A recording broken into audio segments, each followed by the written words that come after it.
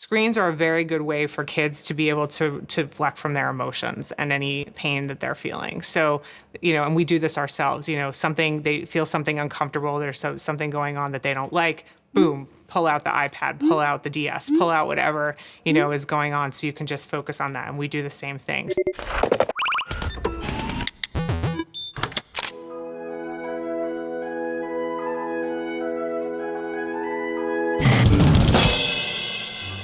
There's a battle going on for our attention. On average, we check our phones over 200 times a day. In the US, teens send around 4,000 texts a month. That's about 1 every 7 minutes they're awake. I think that a lot of the communication gets lost, and the kids don't then know how to read those cues or build those skills to be able to do it. MIT's Sherry Turkle even recounts one family that prefers to settle their conflicts over GChat instead of face-to-face. The son explains that it's a more productive way to solve their problems without having to deal with the messiness of emotions. But what do we lose when we sterilize our interactions this way?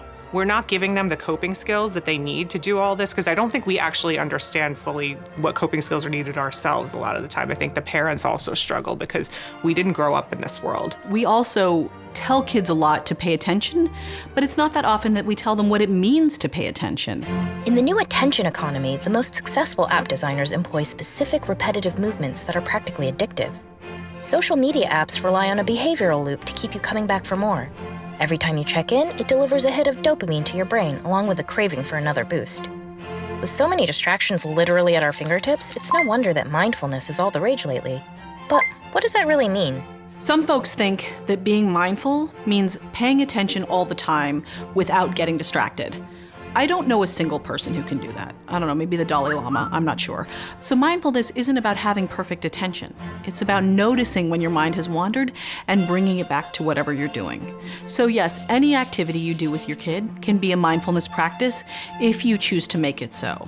Because sometimes you get really angry or upset, and it's really helpful if you do mindfulness. So you hold up your hand. You want to try and breathe and listen if there's anything happening inside your body, and like try and hear any cool sounds, and then you share them. We're building up the muscle of being able to attend fully to ourselves, despite all the distractions that are going on, or sounds or issues that are going on in the present moment. In other words, it's up to us to reclaim our lost hours from the swiping and scrolling. So give your phone a rest and spend some quality time with your friends, family, and the amazing world we live in. So I think we may be done here.